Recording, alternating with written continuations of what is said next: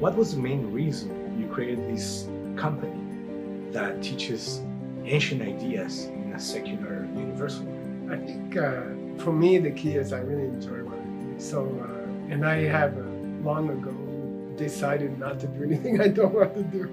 So even if I couldn't make money, even if I couldn't get a big position, I would still rather do what I want to do. If you have got your individual pieces of happiness by using the seed system, you have helped people in each way. And then suddenly the whole thing ties together. Come to a place where you are financially very successful. You have beautiful relationships. You're healthy. You have mental health, and you're helping a lot of people. Money is very enjoyable, but meaning is something. It's like blood. You need it in your body. You need to spend your life doing something that has meaning, or else you die. In a way, you die.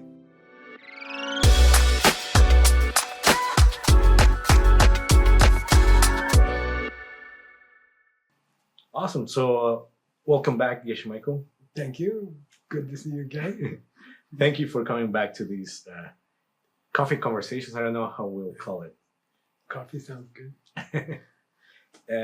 So I want to continue asking you questions about DCI and general seed system questions. Okay, great. So I want to ask you if you can please tell us and tell our audience what was the main reason you created this company that teaches ancient ideas in a secular, universal way? Can you tell us a little bit about that? Yeah. So when I was working in my diamond company, diamond jewelry company, people used to, I was incognito. I didn't tell anybody that I'm studying these things or my background or anything. I didn't tell anybody anything. And then, but people would ask me questions like, how come you didn't get angry right then? Or what were you doing on the airplane with your eyes closed? And people would ask me questions about what I was doing. And then slowly people got interested in and they asked me to share with them, what I was thinking about and what I had studied. And it got more and more serious, and more people asked me. And then I felt like it would be useful to have an official, some kind of official company where people could learn how to do what we were doing at our company, because everyone was learning how to do it, but they didn't know where it was coming from. And then suddenly I thought, wow, maybe we could teach other companies to do that. So that's how DCI started. Right. And I'm curious, I mean, having studied so many years with these great books, why not want to just keep teaching the religious part of it? Why doing this jump of teaching in a different way? I think that was mainly my own teacher. And he was an unusual person because he grew up in Old Tibet. In Old Tibet, for example, he never saw an automobile until he was probably 50 or something. And so he joined the monastery when he was 7 years old, and became a geshe and never left the monastery. So it would be strange to think that a person like that would have this vision to ask me to start a business or ask me to use these principles in a business and then help other people to do that. It was his vision, and it was his foresight, and I don't think I would have done it on my own. I feel pretty strongly I might have ended up in a university somewhere, because that was a comfortable place for me when I was in university, and I did write my thesis, my BA thesis on the ancient wisdom. I used Shantideva's text. And that was comfortable for me. I didn't really have intention to use it in a business or something like that. And I didn't like business. My dad was a business person, and I saw all the trouble he got in business, and how much it tired him out. And I wasn't attracted to it at all. So kind of it was my teacher's vision. And my big achievement wasn't to take this wisdom to business. My big achievement was to listen to my teacher, which was not easy, about this topic. Right. Yeah. All right. So you just mentioned not being attracted to business because your father. You see how your father was always tired, and I guess from working. Yeah.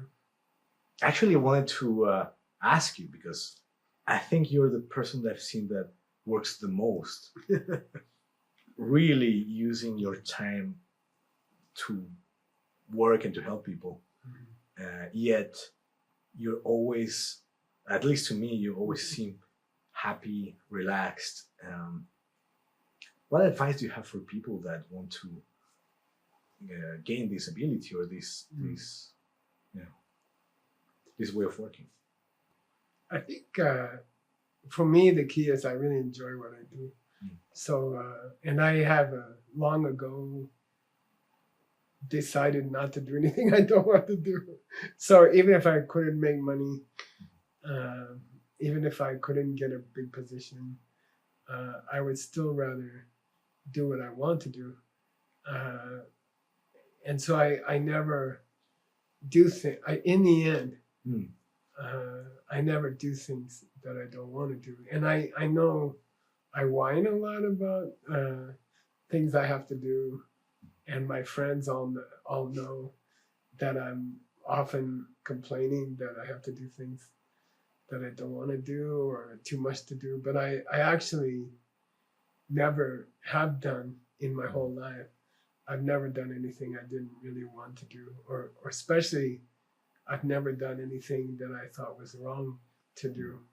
And so I have this sort of relaxed mind that I'm always, if you told me I could do anything I want today that I want to do, I will do exactly what I'm doing because there's nothing I want to do more. So I think that helps a lot. And I think if we can all of us, if we can, especially early in your life, when you're young, like Seiji, you can decide what's valuable in life, and then work on that, and don't try to do things that you don't like to do or things you don't want to do, and devote yourself, even if it seems like you're not getting paid much or something like that. Do the things you really want to do, and because I always did that. Everything I do is exactly what I want to do, and I feel really comfortable with it, and I feel relaxed with it. So my whole day is like that. I actually don't do anything at any time during the day that I don't really want to do, and then everything I want to do is to do something that helps other people. So that's lucky because that I think that makes you relaxed and it makes you happy. So I'm not some religious person like that or some spiritual person like that. I don't feel like that.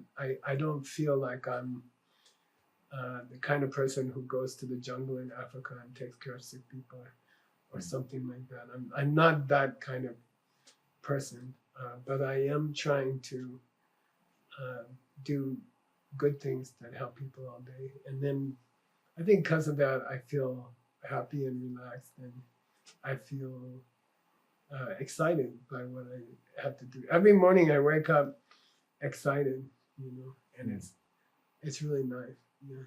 I get up early and I'm excited, and I start working within 5 minutes or something. And, it's really fun.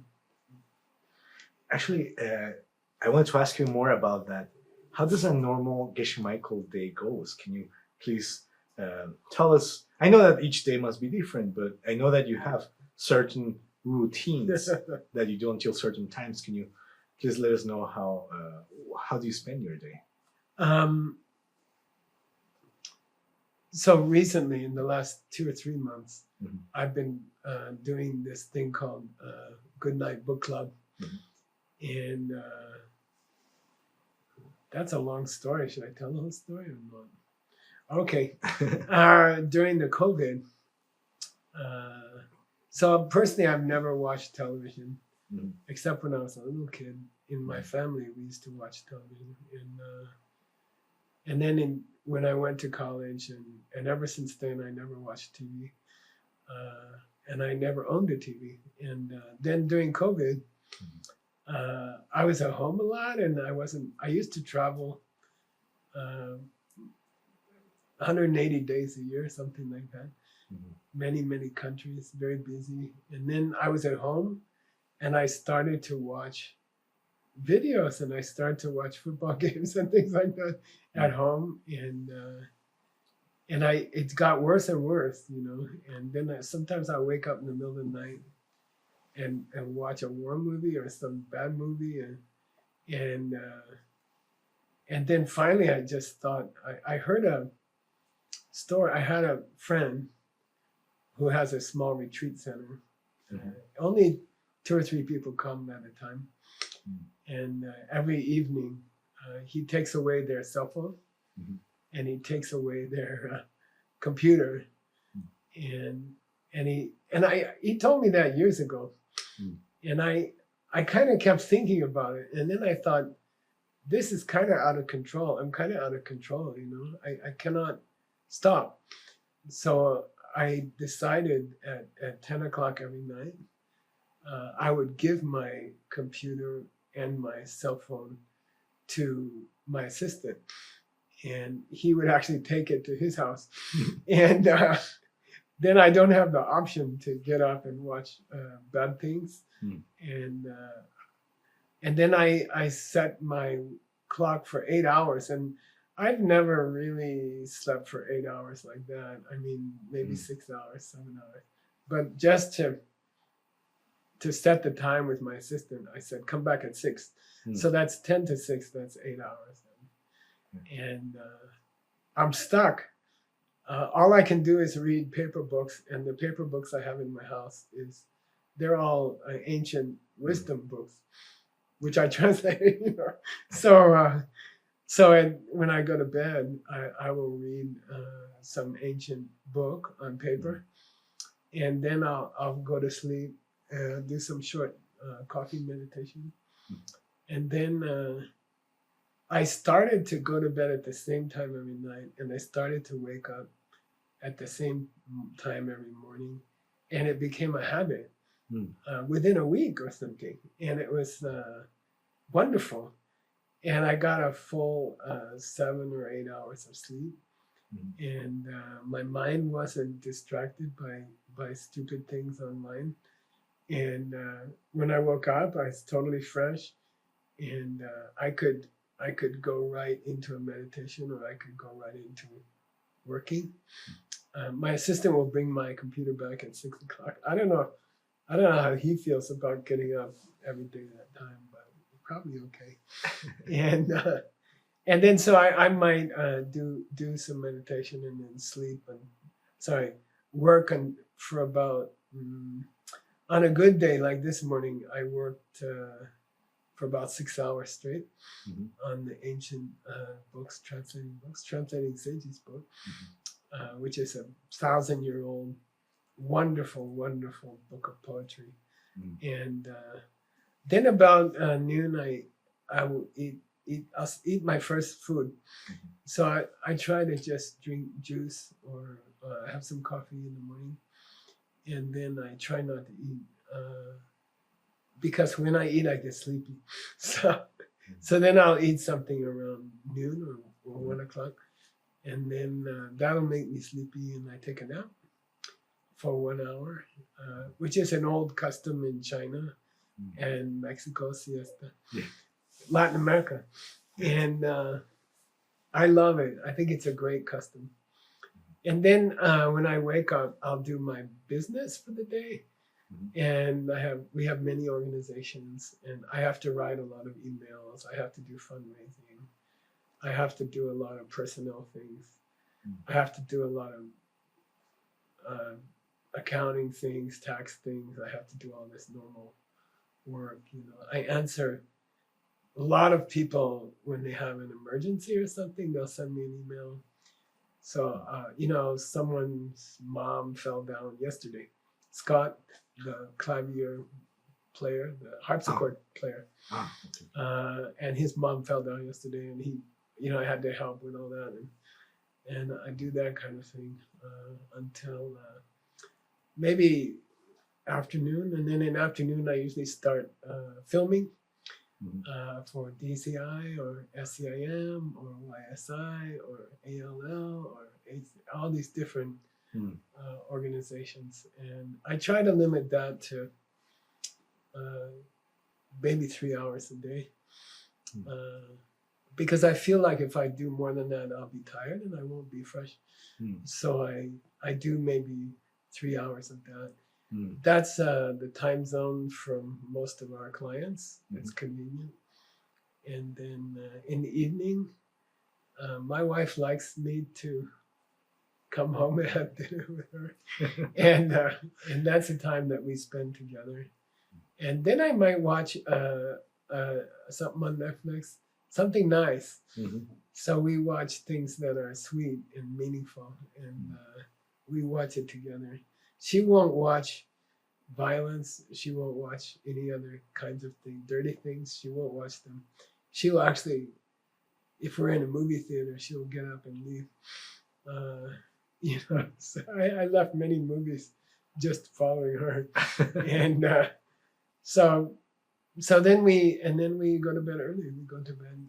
We're in bed by 9 or something, and we talk and we see each other, and then by 10 we're asleep. So that's my day. That's my usual day.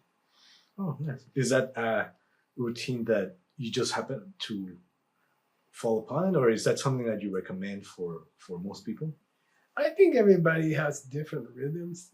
I know that from my wife. You know, we really do have different rhythms. But I have, as I understand it from psychology, Western psychology, it's better for a relationship, for a marriage, if you can go to bed at the same time and you can wake up at the same time. And our clocks are not exactly,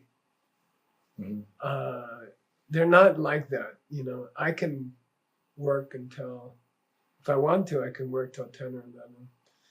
And she would rather sleep at 9 or something, 9 or 10. And then we just compromise, you know, because I do think it's important for a couple to go to bed together and come wake up together, if you can. So we kind of, she'll give me half an hour, I'll give her half an hour. We end up at the same time, and that's how we work it. Yeah. Awesome. We're both pretty tired by 10 o'clock or something, and I think we're both. She'll be 70 this year, and I'm 71. So we, you know, I don't know. We did slow down a little bit. Yeah. Awesome. Thank you for sharing that. Yeah. My next question has a little bit more to do with translation.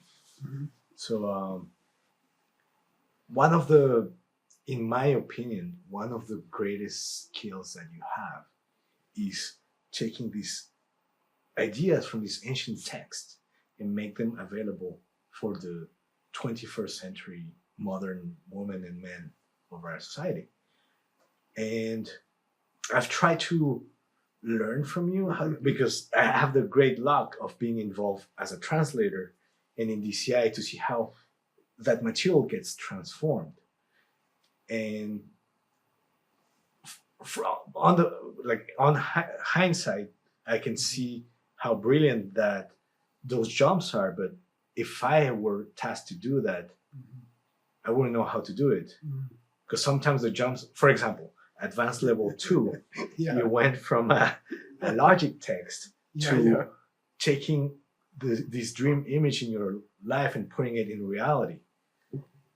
So the question is, for people that are interested in gaining this ability, how can you, because there must be a balance, right, of updating these ideas, but at the same time keeping the original intent. Do you have any rules or tips or of what you apply when you do this part? Well, first I have to say that as you know, I've been working on the book that you worked on for 7 years, I think. Mm-hmm. I've been doing the final editing of that, and of all the books I've edited, so I'm almost to the end now. I'm about 90% through the book. I'm on the last day, by the way, of the lecture, and it's a record of an ancient lecture. And I would like to say that you finished the whole book and you translated the whole book, and I'm very impressed by that. Every paragraph that I've read so far is finished, and I'm very grateful for that. And I would say almost nobody else has done that. And so I think for me, I think there's some kind of excitement to share the ideas with people. You know, like I really, really want to share. I like to talk. I realized it long ago. My wife points it out. I like to express myself, and I like to share things with people. I like to share what I'm thinking about or what's happening to me with people.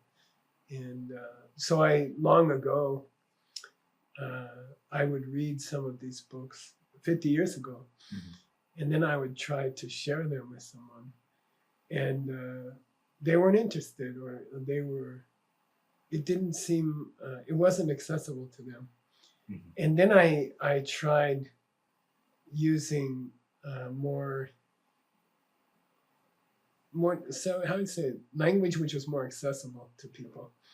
And I went further and further and further until normal people could really appreciate these very, very deep ideas. So it's kind of like, so I grew up in a large family, and we had 4 brothers. We are 4 brothers, and mom and dad. And then it was exciting, like at meal times, that we would talk to each other, and we would share things with each other about the day, what was going on, even when we were small kids. And I think I still have this big family thing where I want everyone in the family to hear about stuff that happened to me today and stuff like that. So I this morning I came across some poetry in your book, unbelievable poetry, originally written about 900 years ago, just after your book was written. The commentator quotes some poetry. He doesn't say where it's from. He doesn't say who wrote it. And I found it in a very, very obscure corner of our database. We have several thousand books that are input but not cataloged. And so it's kind of like digging through a city dump or something. Everything's chaos. And I found the poem there, and I was so excited, and it was so beautiful. And I actually took the whole poem. Your author didn't use the whole poem, but I took the whole poem out, and I forced it into your book. And I just feel this urge to share with people this beauty, and then I will adjust it if I see it's too complicated for them or something. I'll simplify it, and I'll make it more beautiful to a modern person. And for me, that's a very joyful thing. I used to translate orally for some of my teachers in the monastery. And it was really, really challenging, because that's live, you know. You don't have 10 minutes to sit and think about it. And it was unbelievable. It was extraordinary to try to convert medieval language spoken into modern colloquial language. And it was so beautiful to see it when people understood it. Mm. So I think there's that pleasure Mhm. of sharing something with other people, and to kind of get the credit to be the person who gave it to them. Actually, it's the ancient author Mhm. who gave it to them, but I get to be the go-between. Mhm. So if you get to be the person who brings a good message from one person to another, then it's a joyful task. Like someone tells you, go tell this person they just won the lottery. Right. And then you're like, yeah, I'll go tell them. That's fun to tell them. And my whole life is like telling people they won the lottery. So cool. Are there things you like to remind yourself of? And again, going back to these jumps, because are there any things that you remind yourself, or how do you know if, are there any limits of how, you know what I mean, to Yeah. when you're trying to bring this to the modern world, that of some things that might not apply, how do you walk that line? Yeah, I'm very, very careful. I don't make up anything. Uh-huh. So I translate tens of thousands of pages in the last years, and I'm very, very careful. I never add anything. Mhm. I only, in my whole recent life, probably in the last 25, 30 years, I only once added something of my own in the middle of a translation, and it was kind of a joke. Right. It was the Boy Scout code. And, Yes. but I told people afterwards, but I have never, I have a personal rule that I don't insert my own ideas into a book, a translation. I never speak for the author. I let the author speak for themselves. Mm. But I try to make it eloquent. And I think I'm lucky because I'm first generation. So I get to choose all the greatest books to translate. And I'm the first one to translate them. And so I work with the highest quality books out of almost 500,000 books. I get to pick and choose, the 10 or 15 books that I want to work with. And they are the greatest of the greatest written in the last 25 centuries. And so that's a really good luck. And really, I feel like very, very fortunate. And I feel like it's a great honor to be the first one to translate many of these books. And, so I don't mess with them. I don't change them. I do feel free to, like this morning, I inserted a piece of one ancient book into another ancient book, Right. Where it belongs, but I didn't change anything. And we footnote everything, and I know that's not very interesting for people, but we are very, very, very careful that when we explain a concept that the author doesn't explain, but he uses it, I don't know, like today, I was working on some really rare concept of, how would you say, opposites. He's talking about an ebony crow, a crow the color of a conch shell, which is white, Right. pure white, who's ebony or something like that. You see? Right. And then I have to go find where that came from and what it means, and so I do feel free, and to go and find other cool stuff that kind of belongs in a book, but I will alert the reader. I have a special way I put a bunch of stars there, Right. And I say, look, I'm going to another book because it fits in here really well. Mm. And then when I go back to the main book, I go back to the main book. I know probably I know it's irritating for me if I try to read a book Yes. and the author's footnoting everything, and it gets irritating for me. I'm like, let me read the book. Let me flow with the book. Don't keep saying things, comments, if I wanted to hear your comments, I wouldn't read the book. But we have a rule in the Mixed Nuts translation team that we prove that everything we add, when we add an explanation of an idea which is not explained in the book, we always take it from another classic. Right. And so we're really, really careful about that. And I know for most people, they don't really notice it, and maybe they don't really care about it. But we keep this rule, and it's a lot of work. It's hundreds of hours of work, thousands of hours of work, and but I really like it.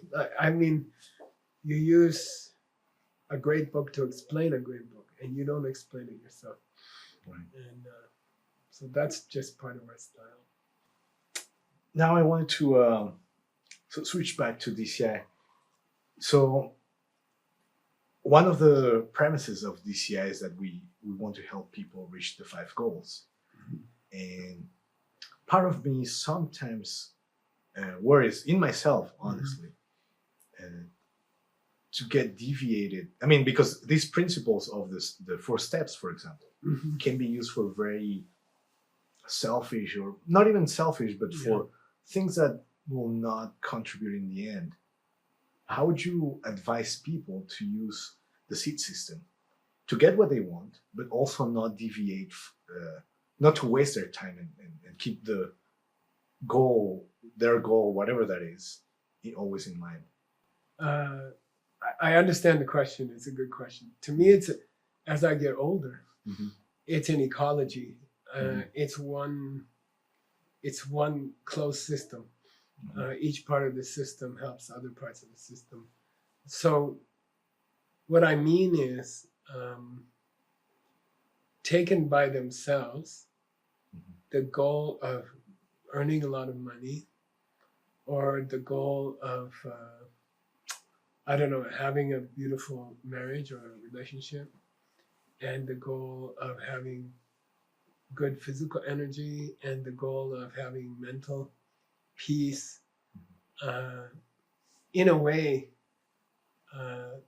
you can see them as separate goals. And some of them feel a little bit worldly, like, oh, I want to do this yoga pose that nobody else can do. Or I want to meditate for an hour, which nobody else can do. Or I want to have the money to buy expensive things that other people can't buy. And individually, those goals, I think, are somehow immature. They are not grown-up goals. They're kind of like for teenagers. Right. And some people never graduate from that state of mind. They're almost in a teenager state of mind until their old age. Like, I need to have a bigger car, or I need to have a house with more rooms in it, or something like that. But there's an ecology you reach if you use the DCI seed system to get those things. By definition, you are helping other people to get them. So, for example, maybe I just bought a beautiful antique truck for my cafe, and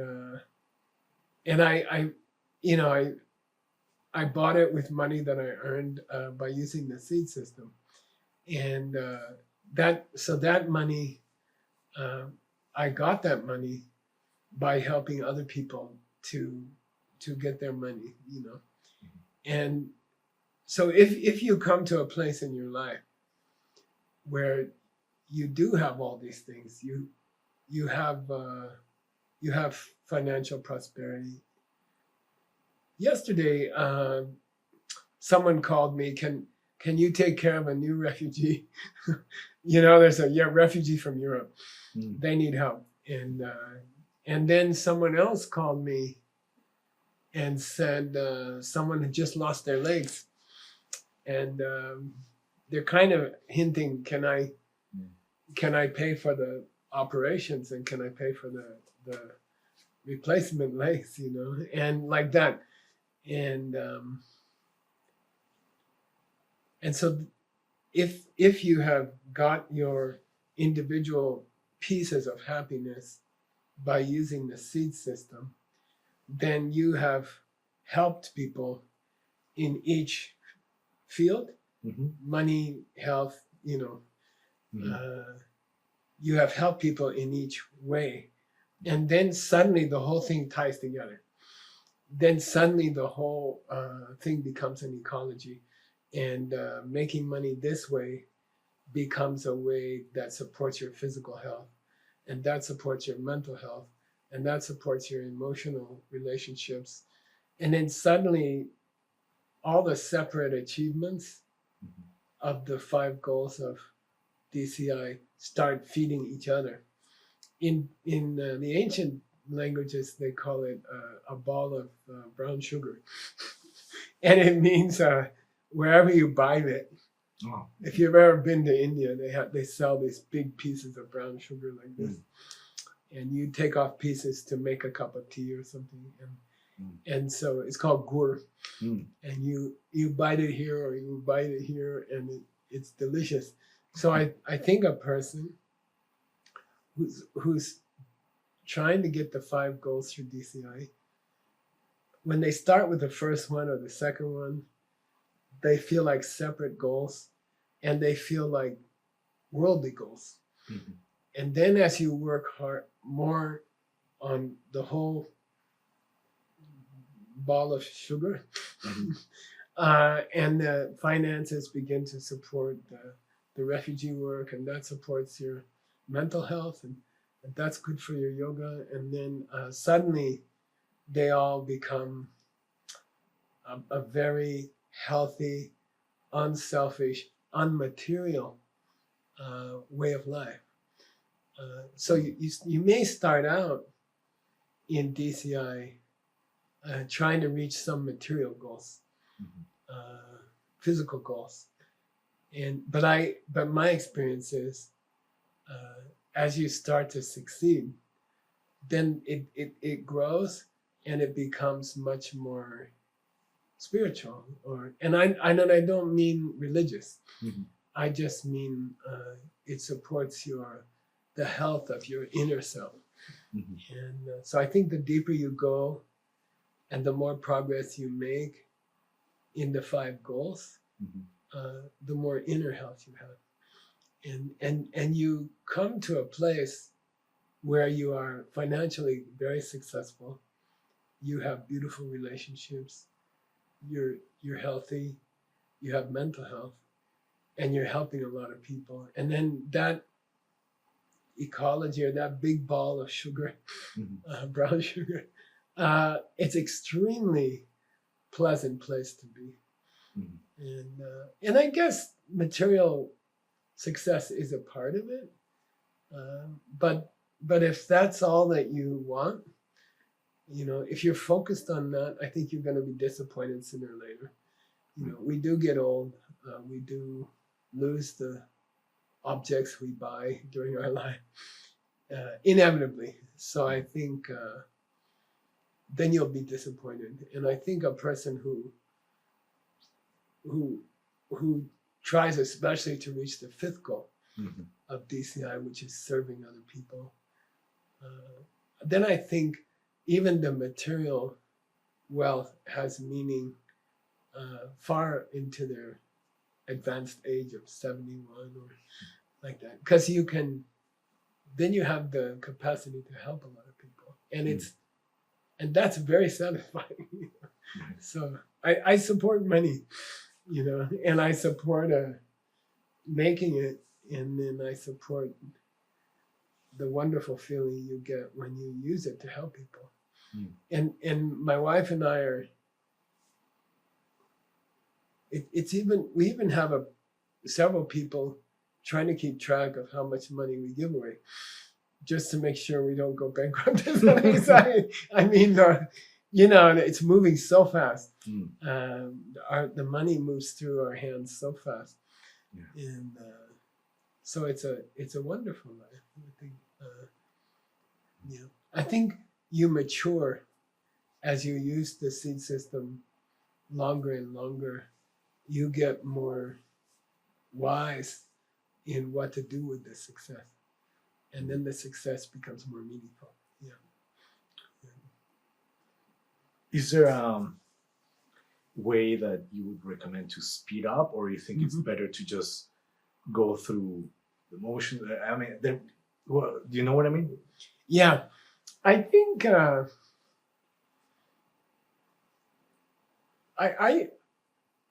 I get a hit of DCI every day. It's like it's some vitamin juice that you take every night or something. My wife and I take some liquid vitamins every night. We get a little shot glass. Instead of tequila, we have vitamin juice. And we take a shot of vitamin juice at night. And then I think something crucial for DCI is that you get a shot of vitamin juice every day. And I think I can say I never spend a day that I don't look at the DCI materials. I think very rarely, like if I'm on vacation at the beach or something, but I don't think a day ever goes by that I keep the DCI manuals and the ancient translations. I think I keep them on my desk in my living room, and I open one every day. Every day I open one just to get some inspiration, and so I think maybe the first time you take the beautiful thing about a DCI course is that you don't take them once and then put them away. It doesn't work like that. The ancient books and DCI manuals are designed to be lifetime friends. And you can put it on the shelf, but you have to pull it off every few weeks or something. And I really do. And I think that's how you keep going. That's how you keep, for example, that's how money making becomes bigger and bigger. And it also becomes sweeter and sweeter and more meaningful. Money is very enjoyable, but meaning is something, it's like blood, you need it in your body. You need to spend your life doing something that has meaning, or else you die. In a way, you die. I think you starve. So I think if you can take the DCI manuals, go to the classes, go to the courses, and take them from a great DCI organizer, and then take the manual home and keep it on your kitchen table or your living room table, which I do, and then keep looking at it, and you go deeper and deeper and deeper, and recently something that's happened with our organizers is that, nowadays, those organizers, a lot of them have been teaching DCI for over 10 years, some of them over 15 years. And they're going deeper and deeper. And they're thinking of new applications and new ideas that I never thought of. And so what you're seeing with DCI is that trees that Grandpa planted are growing to full height, and then they are producing their own fruits. And DCI organizers are they're practicing for 10 years, or they're practicing for 15 years. They're teaching for 10, 15 years. And then they're having experiences on top of what I ever had.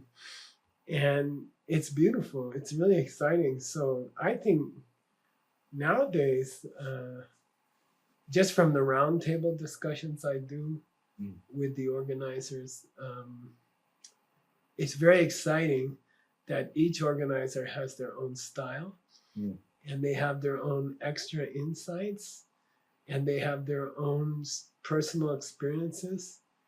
That means that DCI is actually growing all the time, not just from my own ideas or my own experiences, but now you multiply that times, however many people graduated from SAM and how many people are organizers. And to me, that's really cool. And I love sitting and listening to the organizers teach. And I always learn something new. And I learned to shut up and sit in the back. And I hear beautiful, beautiful ideas, and I'm very happy about that. So the bottom line is a fresh hit of vitamin juice every evening or every day. Don't let a day go by without looking at your DCI manuals. Right. And if it's me, I will keep taking the course over and over, especially from different organizers. And then it just gets better and better, like old wine. Right. Yeah. Awesome. Thank you for that. Yeah. The next question I wanted to ask you about, a little bit of more of a personal question, I guess.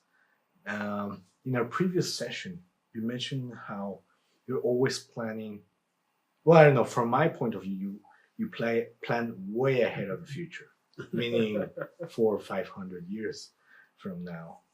And you mentioned a very nice analogy that you have this way of planning that you mentioned 5 billiards table in which you throw one and then this creates this chain reaction on these other 5 areas, realms, whatever.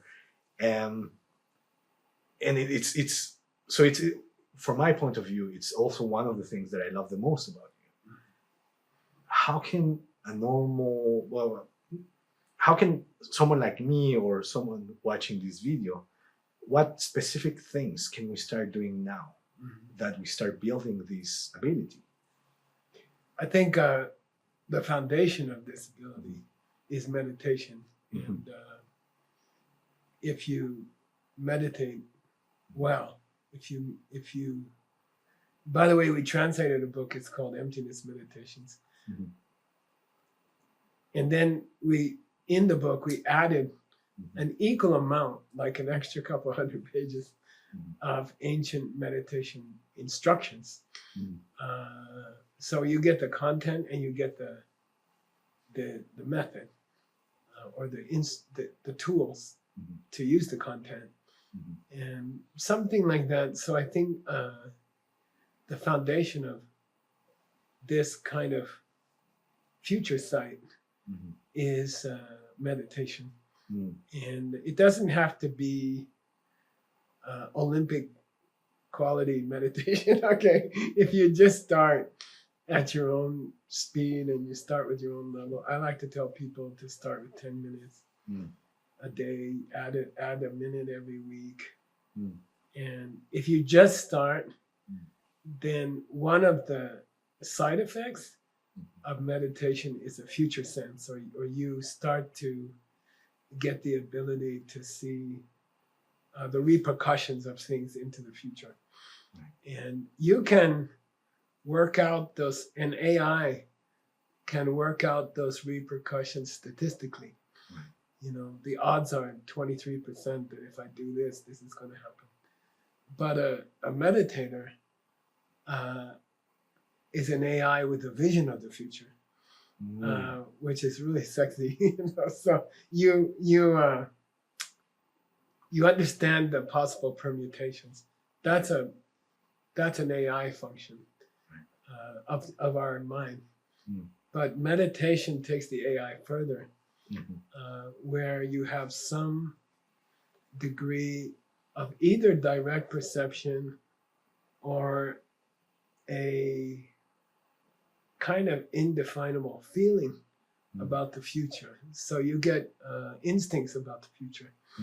So combined with an AI sort of statistical analysis ability that also comes from the ancient books. On top of that, you gain intuition. So it's kind of a predictable intuition or a developable intuition. And then, and it really is true. And I tell my wife constantly, I don't know if she's convinced yet, but I never do anything without at least 5 reasons, usually 10. And I usually don't explain them to people because it would take too long. You know, it would just, like I'll say, I'm going to do this today. And somebody will ask me why. And I'll say, well, there's 10 answers to that question. And I'm sorry, I got to go do this thing. I can't sit here and tell you about why exactly. But some of the reasons I'm doing things are demonstrable, can be demonstrated. And some of the reasons I'm doing things are what we call Nyangja, which means direct meditation experience of the future. And some of them are just intuitions that come from seeds.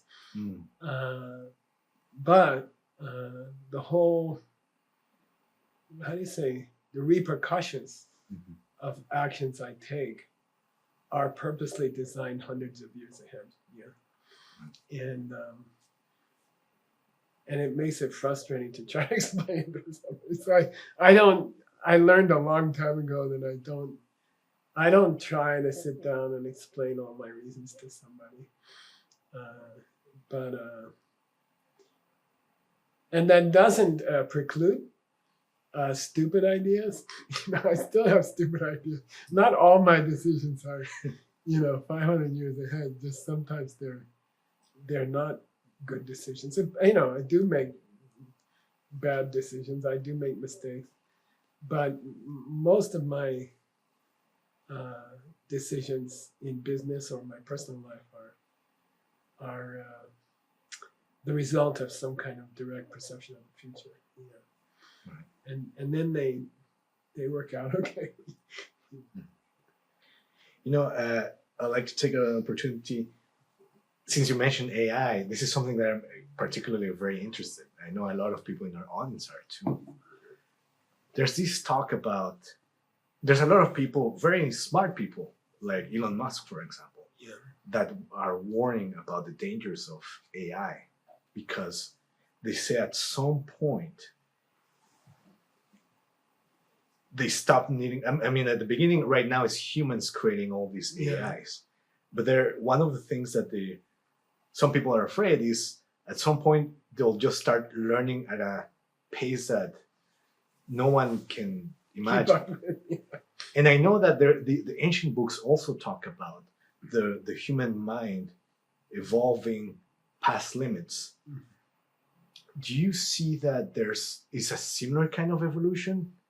Can AI reach a similar result as, say, the great masters that were able to see emptiness directly, for example? Do you think that will ever be possible? Are they running on parallel lines? That's a nice question. That's a great question. You and I have a special sensitivity to it this week because last week someone showed me an AI interview with me with some interviewer. Yes. And no one asked me whether they could do it. and it doesn't look exactly like me, but it's pretty close. And it talks like me a little bit, and Kind that's just the first attempt. of. And I'm sure after 3, 4 years, 10 years, AI will be able to create a Geshe Michael interview without Geshe Michael's participation, Mhm. and it'll be scaringly good, Mm. you know. And I like to think of there was a crux in my life. I was there, as I've mentioned before, when the CD-ROM was invented, and I was there when the PC was invented, the personal computer. Mhm. Up to that time in my life and in my business, computers were mainframes, Mhm. and it took a whole room to have the computing power of a very cheap computer nowadays. It was a whole room of vacuum tubes, and it, the capacity was a few 100 kilobytes or something. Unbelievably small nowadays. You Yes. couldn't show a video for more than a few seconds. Mhm. And I remember when the PC came out, and I bought the first one I bought was a military PC because that's all they had. Mm. And it was meant to be carried into the battlefield, and it had 2 floppy disks, and each one was 100 kilobytes or something like that, which would give you about 30 seconds of video or something nowadays. And but I remember sitting at that moment in history Mm. when I had the first laptop in my hands and the first PC in my hands, and I had the first CD-ROM ever made in my hands, and I was thinking, wow, this is gonna be awesome Mm. because we can make a database of all the great books, and we can store them, and we can share them for free, Mhm. and we can search them instantly. And I saw immediately 30, 40 years into the future what we could do with this thing, and I just jumped on it. Mhm. Now AI has come in a very similar way, and I'm watching my own reaction to it, and I'm a little disappointed in Geshe Michael because he's like, oh, I don't know, this is kind of scary. Someone made a whole interview with me that I don't know about. Someone I don't know. Right. I still don't know who they are. Made a whole pretty good interview with me with a fake Geshe Michael face, and that's pretty good. And and then I wonder about my reaction, and I don't know if it's just my age, or if it's a feeling that this could get out of hand. And I feel like there's a very famous incident in England, I guess about 100 years ago, and someone created the first weaving machine for making cloth. Mm. They made a machine for making cloth from cotton. Up to that time, people had to make the cloth by hand. Mhm.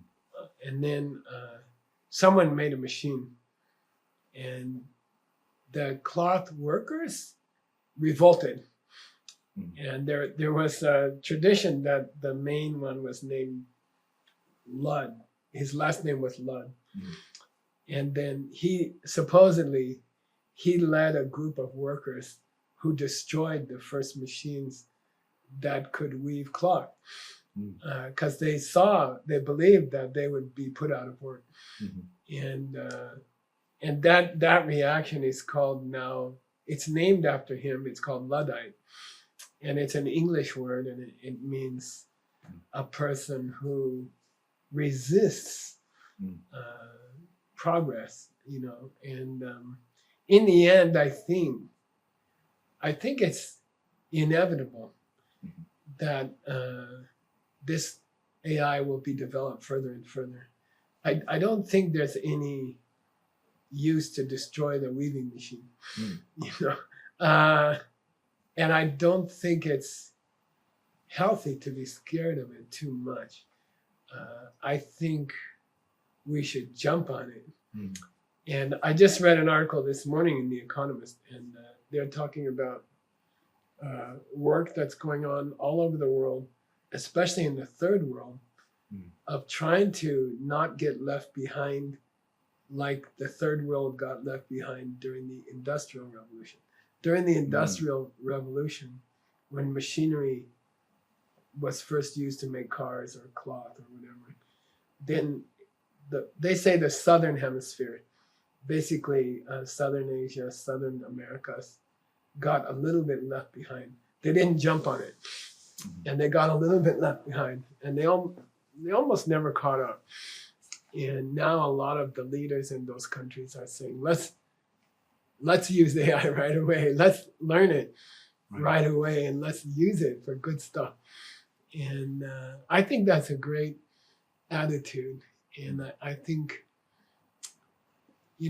if your motivation is good, if you want to help people, they're talking about, for example, in poor countries in Asia, they're already using AI to interview health workers to find out places where their understanding is wrong of how to treat people. Yes. So they're using AI. The AI questions them, and the AI detects holes in their knowledge of how to keep people healthy. And this is a great application. So I think we got to jump on it, and we got to use it for good things. And that's a whole new challenge. And I think that should be our attitude. I don't think we should try to smash the weaving machine. It's still, I don't think there's any benefit to that. I think we should try to find ways to use it. And if, according to the seed system, if your motivation to use AI is to help people, then AI will be kind to you. And if your motivation is to control people or to compete with people, then the AI might turn on you. So it's kind of a seed system person's responsibility to try to use AI in a way that will help people. And that, according to the seed system, AI will be friendly and helpful if our motivation is good for how we use it. One last question. Okay. Do you think, just to close this topic, do you think AI can be counted as a mind stream? Because it is aware.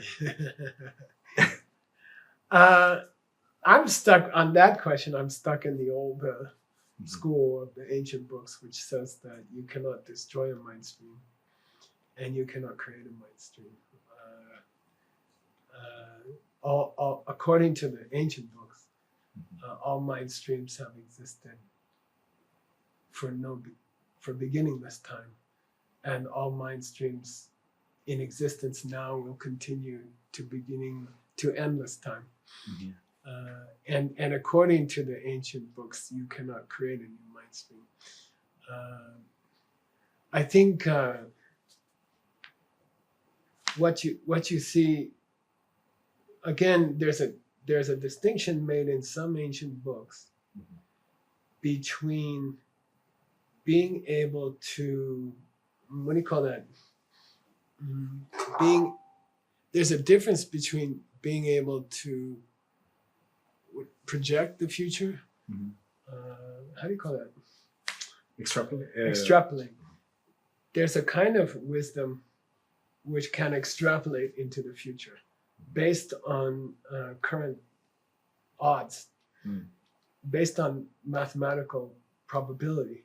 You can extrapolate a certain future.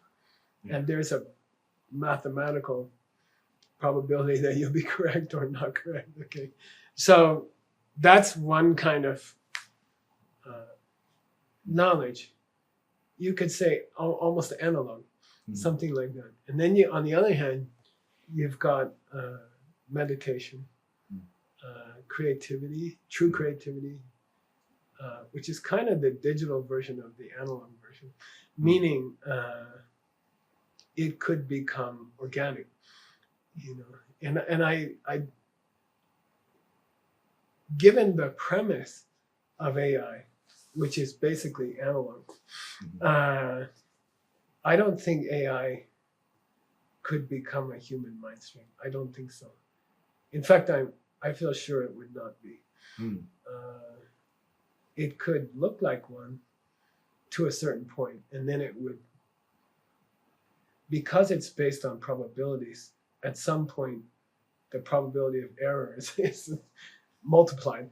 And then that AI would do something illogical, or it wouldn't be like a human mind. So I think it's a tool.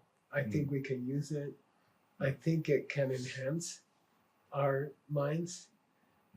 I don't think it can become a mind. And I don't think it could become a personality in that sense. And I think,